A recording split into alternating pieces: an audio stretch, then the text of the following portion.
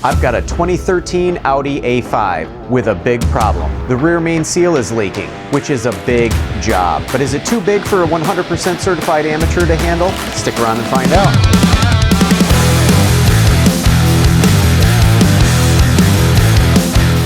Welcome to the channel. As you guys probably saw in the intro, I am working on my 2013 Audi A5. It has the 2-liter TFSI turbocharged motor, as well as the 8-speed ZF transmission. This is the all-wheel drive model, which is going to make a difference, and you'll find out why later in the video. So I do apologize for the noise in the background. The laundry is going, and the last thing I'm gonna do is tell the wife that she's not allowed to do laundry while I'm in the garage. So basically, this car is my son's daily driver. He let me know that the check engine light came on and it was idling very rough. So I got out the VCDS and I ran the codes on this car, and it came back with two pretty major codes. So one of them was a leak in the intake system and the other was for a lean condition. So if you're familiar with these Audi or Volkswagen 2-liter motors, you'll know that typically that means the PCV or the oil separator has typically failed. So in my last video, I actually replaced the oil separator or PCV as well as the vent hose, and unfortunately it did not result in any change. And then I thought the worst, which typically means the rear main seal is gone. And if there is a leak in the rear main seal, it pulls in excess air and really increases the vacuum in the crankcase, and it's basically too much for the PCV to handle. And one of the ways to know if you have a high vacuum condition or an issue with either your PCV or your rear main seal is to basically, while the car is running, crack your oil fill cap, and you will know when you go to pull this out, you will not only hear but feel the suction. So unfortunately, I went through the trouble of replacing the PCV as well as this vent line, but I fired up the car and at first it sounded really good. But then I realized that I forgot to plug in the MAF sensor. Once I plugged in the MAF sensor and the engine started getting air readings, it started throwing the lean code again, and when I checked the oil cap, I could just feel a lot of suction coming from the crankcase. So after I saw that, the next logical step was to do a smoke test.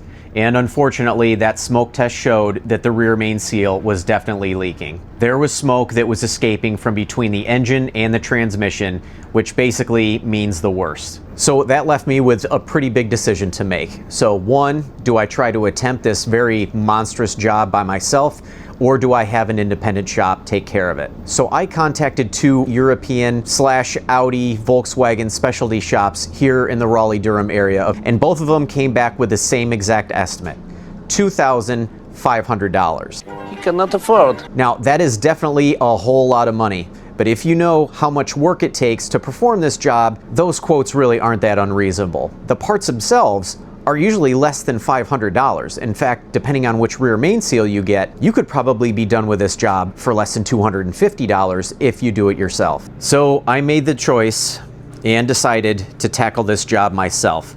One, because I wanted to test myself and see if this is something that I could accomplish, but two, to maybe help show some other people that are not professional mechanics, have never been professional mechanics, to see if could you do this in your own garage and maybe in your driveway. Now, as you can see, I have already begun this process, and I'm already quite a bit of the way in of the disassembly. And unfortunately, I tried to film the first part of all of this disassembly, only to find out when I went to edit that first part of the video that none of the sound came through. So lesson learned, if you're going to make videos, always do a sound check with your microphone before you end up filming 30 different clips and realize that all of them are a waste. Probably not a total waste, because that video footage could be used if I need to go back and try to remember how I took something apart. So like probably the majority of the folks watching this video right now, you've probably utilized YouTube to be able to do a lot of these DIY projects and be able to save a bunch of money. And I'm no different. And I want to be able to give credit where credit is due. Now, if you look on YouTube for videos about replacing the rear main seal on these 2-liter VW Audi motors, you'll see quite a few options, but the vast majority of them are with the engine already out of the car. And believe it or not, I could only find 2 videos that had anything to do with removing the transmission from these cars. So I'll be using both of those videos, one of them by European Auto Repair and the other by Bradley's Garage. Now, unfortunately, both of those videos have some nuances and differences to this car. The video by European Auto Repair differs in that I believe it was a 2010 A4, which does have one fairly big difference that I will point out later in this video.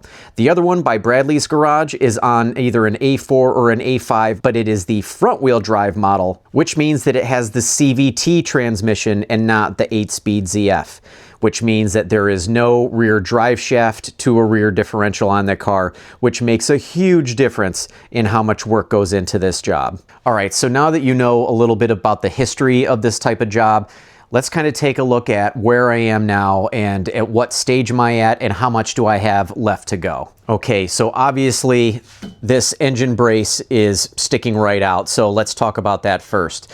So because I will need to separate the transmission from the engine and I don't want anything to happen to the engine mounts, being that there are only 2, one on each side, if I remove that transmission that has a brace on the back of it, then this engine is going to want to tilt backwards. So what I do is put this engine brace on and it is connected to that hook on the back of the engine, and this is going to support it so that when I separate the transmission, the motor should not, hopefully, move at all, and it should make it much easier when removing and putting back the transmission. So secondly, I want to talk about the amount of room that there is on this motor.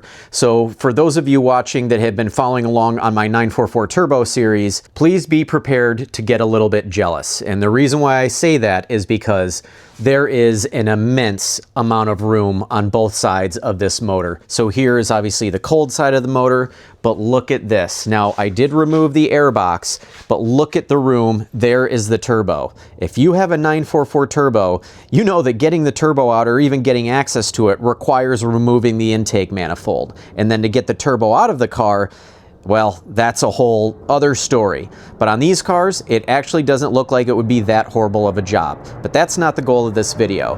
What I wanted to basically show is there is a whole bunch of room. You can reach back in here and reach all of the bell housing bolts from the top side. And I already removed those when the car was down on the ground. As you can see, I do have it up on the QuickJacks right now because the majority of my work is now focused underneath the car. So to give a quick recap as to what's already been done or where I'm at right now on the top side of the car, I've already removed the aftermarket 034 Motorsport cold air intake. I've obviously removed the beauty cover on the top of the engine, and I have removed all of the bell housing bolts that are accessible from literally just me reaching my hand and a ratchet or a wrench in behind. And the bolts that I already have removed, I am placing here on this piece of cardboard that I just drew a circle, and I am placing the bolts where they line up on the bell housing, so when I go to reassemble, I know where they are, because there are some bolts that are different diameters or different lengths. And then also this starter bolt has a spacer that needs to go back on, so I don't want to forget about that. So basically, that's all you really need to worry about on the top side of the car. So let's go underneath and I'll show you where I'm at there. So here I am underneath the car. So now I'll kind of go into where I am and what I have gotten done so far. So let's start with the axles. This is the driver's side axle flange off of the transmission. And here is the driver's side axle, and I have it just moved out of the way.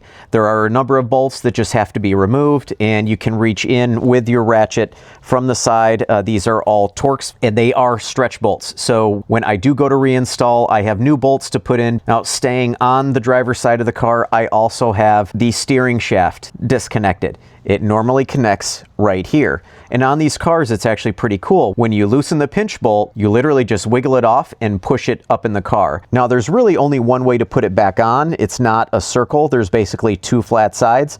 But I did go ahead and mark both the shaft and the steering rack so that I know when I slide this back down and bolt it back in, it's going to be in the same alignment. So now if we go over to the passenger side, I've actually already separated the passenger side axle from the transmission as well. This side was a little bit more challenging to get to, and I did have to remove this cover from basically inside the wheel well here to be able to get those bolts out. But this was only 2 plastic 10mm nuts, and this pulled right off, and I was able to get a ratchet with an extension through and disconnect all of those bolts. Now, you will have to hold the tire so that you can break the torque on those bolts. And with the tire still installed, I was just able to use basically my knees to hold the tire to get those off. Now, what I could have done was remove the tire and put a screwdriver through the brake rotor so that when it starts to turn and makes contact with the brake rotor, it would have stopped that rotation and I could have also been able to break the torque. But I was still undecided if I wanted to take the wheels off or not, and why do it if you don't have to? So now I'm a little bit further back and you can see here is the rear of the transmission, and here is where this job starts to get a little bit more complicated than the two how-to videos I referenced earlier in this video.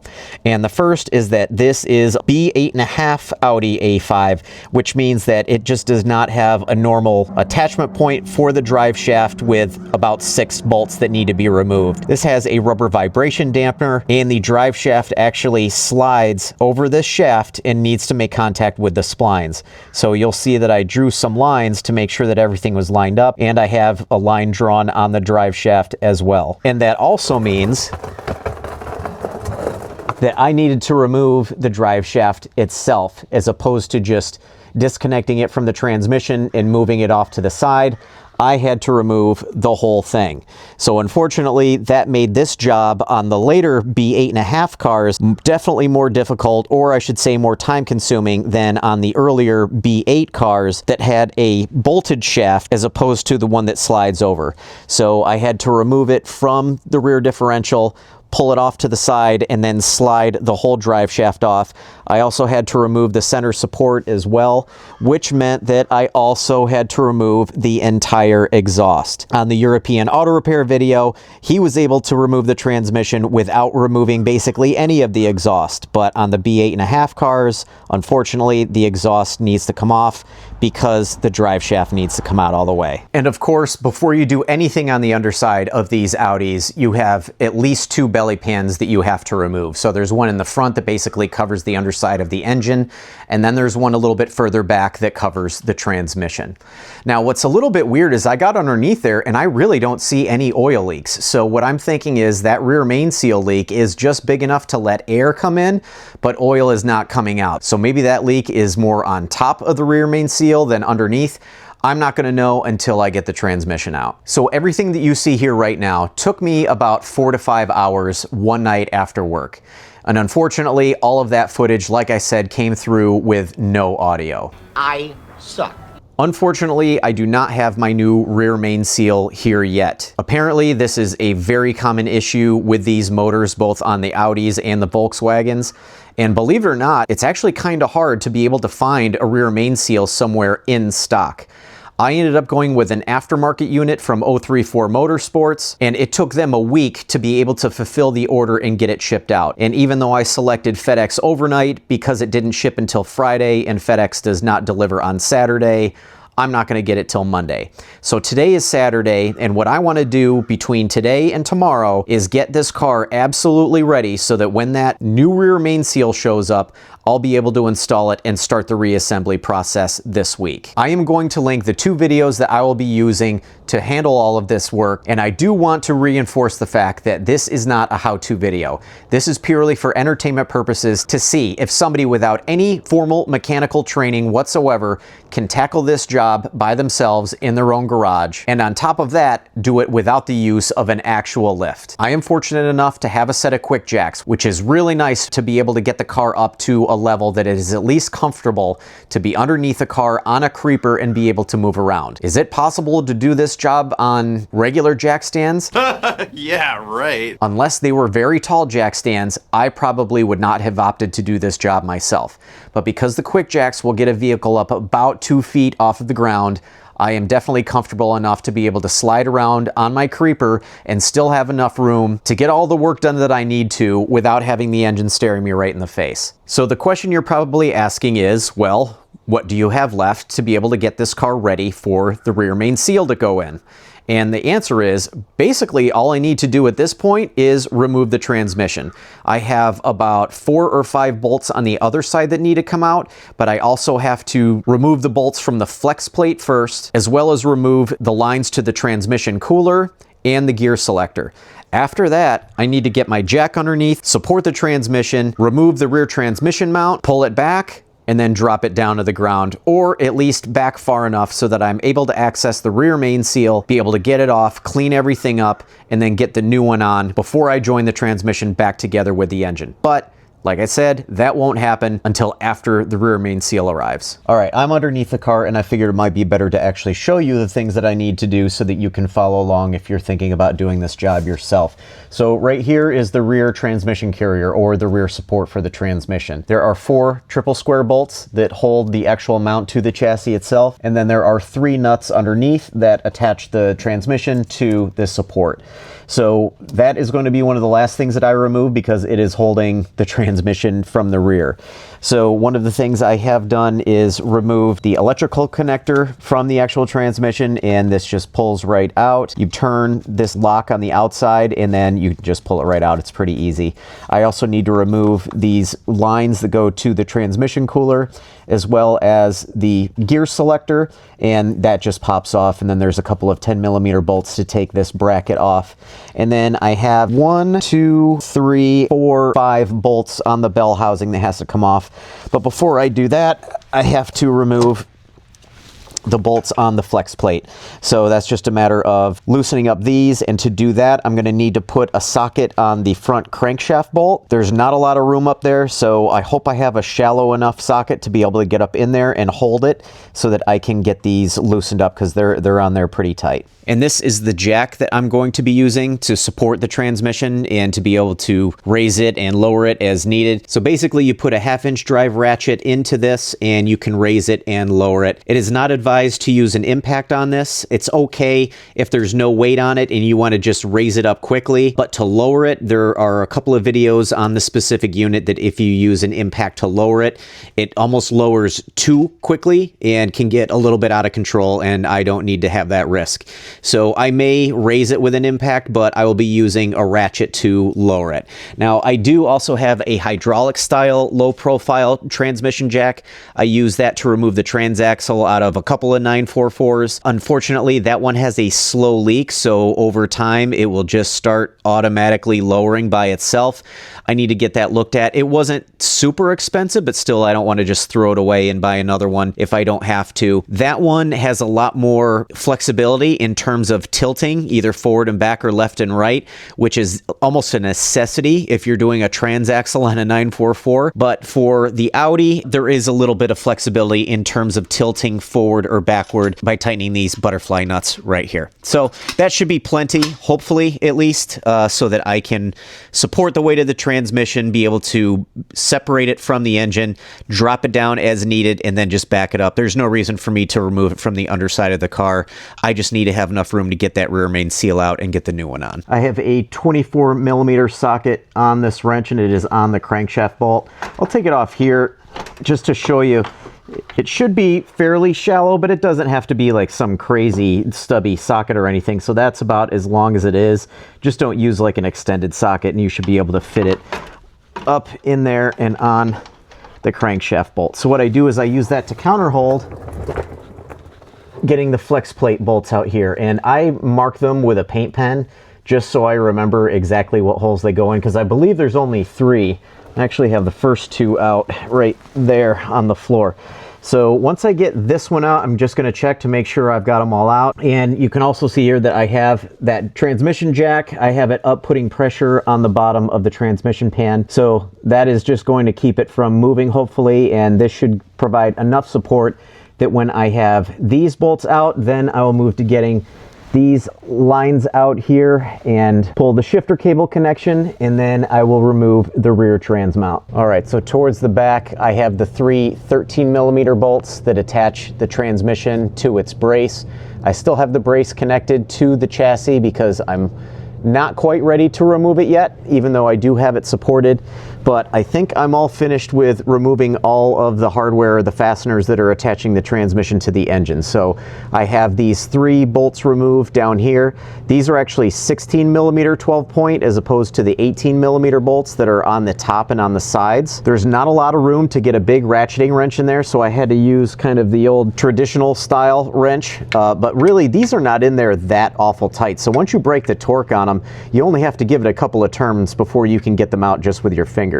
Now, in order to get a little bit more room, because this is a car that has electronic power steering, I did remove the one connector so I could move that up and out of the way. I also have the gear selector removed, as well as those cooler lines. You can see you are going to lose a little bit of fluid. I'm trying to keep the mess as minimal as possible by using a bag, as well as a couple of rubber vacuum caps inside there. I don't know how good of a job they're doing, but just keep in mind that when you do pull those, some fluid is going to come out, and transmission fluid does have a little bit of a stink to it. So I'm going to try to keep this as clean as I can, but I'm basically at the point now where I can try to drop that rear brace, and then I should be able to start separating the transmission from the engine. I supported the rear of the transmission with my floor jack and a couple of my QuickJack blocks, and then I was able to drop that rear transmission support brace. So now, honestly, this transmission should be ready to try to pull out. So I have at least what I think is all of the fasteners out. It is supported in the center by this transmission jack. It is supported in the rear by my floor jack.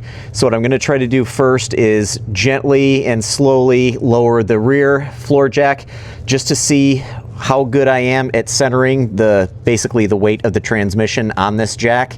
If it looks like it's starting to bow too much to the rear, then I might have to rethink this a little bit, but I think it should be okay. Worst comes to worst, I enlist the help of one of my neighbors to lower the rear as I'm lowering this. So the next step is try to get this transmission out. 1 hour later. I've got the transmission separated and pushed back far enough that I should be able to get off the ring gear bolts. So here you can see all of the bolts. They're all triple squares that are holding on the ring gear here. So once I get that off, then that will expose the rear main seal.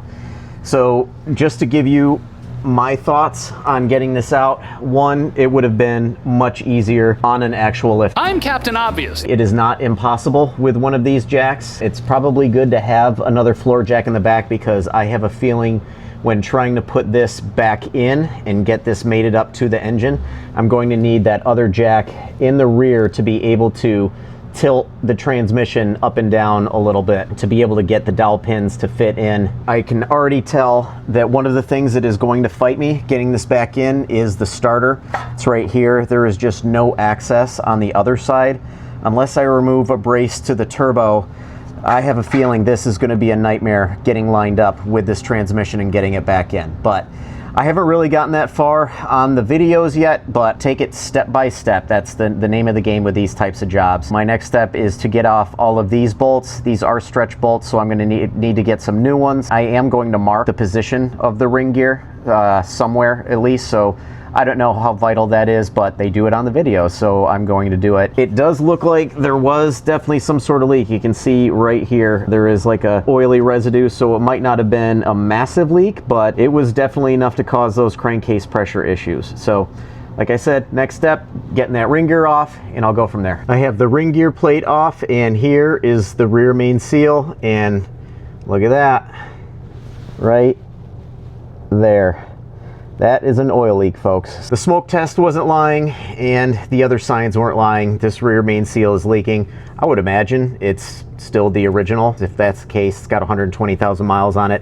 I'm gonna zip off these screws and then pry it off, because there is adhesive or a sealant that they use to put this on before they torque all the screws down. So I'm gonna get this out, and then we'll take a closer look at the rear main seal itself and see if it definitely is original. Here it is. This is definitely the original rear main seal. And I'm not going to trash talk the engineers who came up with such a thing. I'm sure when it was brand new, new, it was definitely sufficient. But I mean, come on, these are turbocharged cars from the factory, and even without doing modification, they had to know that these are going to fail. And to their credit, they did design an upgraded rear main seal, but you can see all it is basically glued in to this metal plate, and it faces it like this. So the bolts to put that ring gear on are about right here.